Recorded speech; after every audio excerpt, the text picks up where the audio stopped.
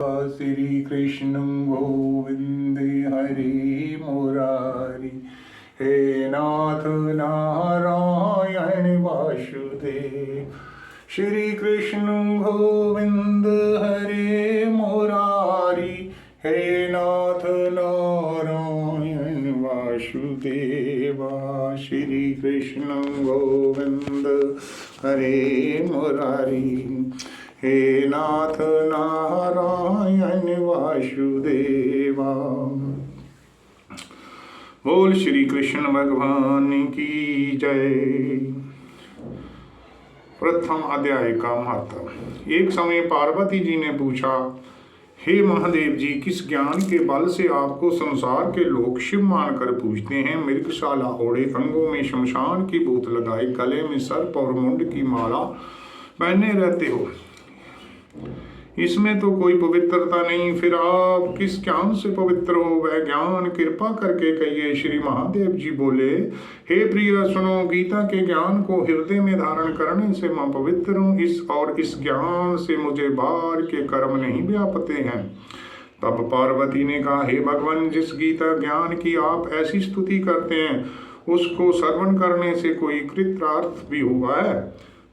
तब श्री महादेव जी ने कहा, इस ज्ञान को सुनकर बहुत जीव कृतार्थ हुए हैं और आगे भी होंगे। मैं तुझे एक पुरातन कथा सुनाता हूँ, तू श्रवण कर। एक समय पाताल लोक में शेषनाग की सैया पर श्री नारायण जी नयन मूंद कर आनंद में मग्न थे। उसी समय भगवान के चरण दाबती हुई श्री लक्ष्मी जी ने पूछा, हे प्रभु, निंदर और आलस उन पुरुषों को व्याप्त हैं जो जीव तामसी हैं, फिर आप तो 3 गुणों से अतीत श्री नारायण प्रभु वासुदेव, आप तो नेत्र मूंदे हो, मुझको आश्चर्य है। श्री नारायण जी बोले, हे लक्ष्मी, मुझको निंदर आलस नहीं व्याप्त है। एक शब्द रूपी जो भागवत गीता है, उसमें जो ज्ञान है उसके आनंद में मग्न रहता हूँ। जैसे 24 अवतार मेरे आकार रूप हैं, वैसे ही ये गीता रूपी अवतार है। इस गीता में ये मेरे अंग हैं। 5 अध्याय मेरा मुख है, 5 अध्याय मेरी भुजा, 5 अध्याय मेरा हृदय और मन है,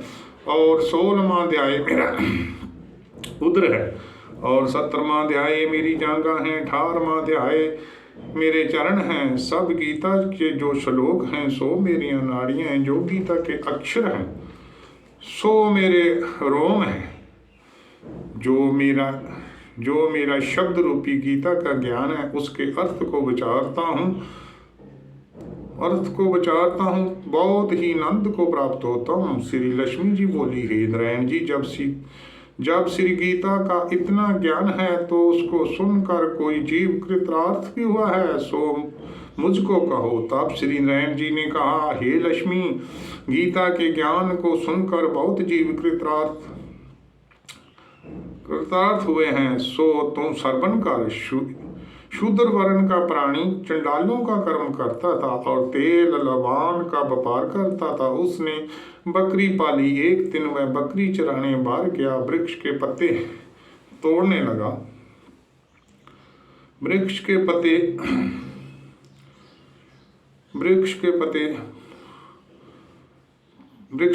तोड़ने लगा।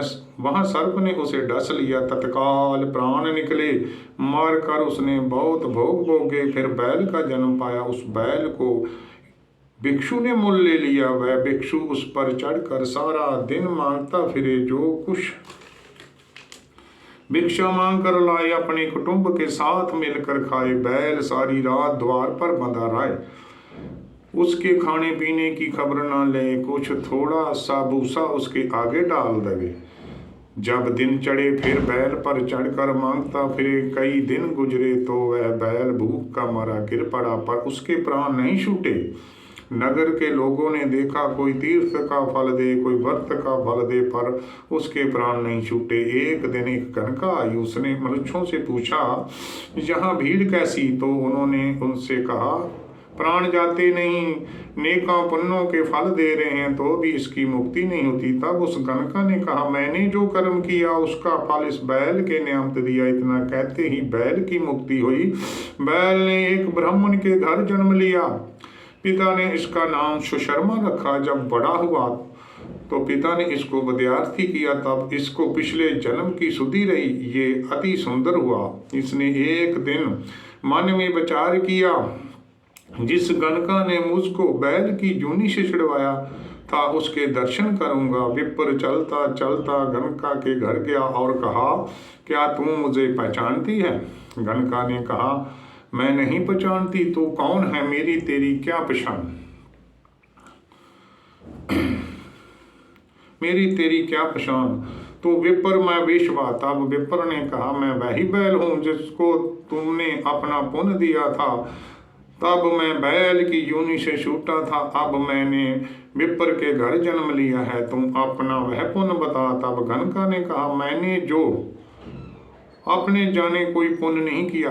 तब गणका ने कहा, मैंने अपने जाने कोई पुण्य नहीं किया, पर मेरे घर में एक तोता है, वह सवेरे कुछ पढ़ता है, उस वाक्य को मैं सुनती हूँ।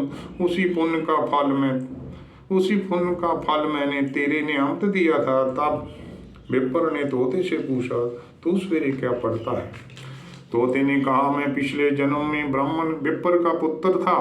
पिता ने मुझे गीता के पहले अध्याय का पाठ सिखाया था। एक दिन मैंने गुरु जी से कहा, मुझको गुरु ने क्या पढ़ाया है? तब गुरु जी ने मुझे श्राप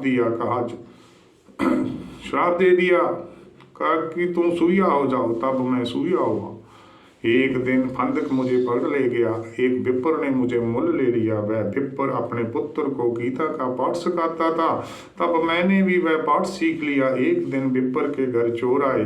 उनको धन प्राप्त तो ना हुआ, पर मेरा पिंजरा उठा ले गए। उन चोरों की ये गणका मित्र है, मुझे इसके पास ले आए। मैं नित्य गीता जी के पहले अध्याय का पाठ करता हूँ, ये सुनती है, पर गणका की समझ में नहीं आता जो मैं पढ़ता हूँ।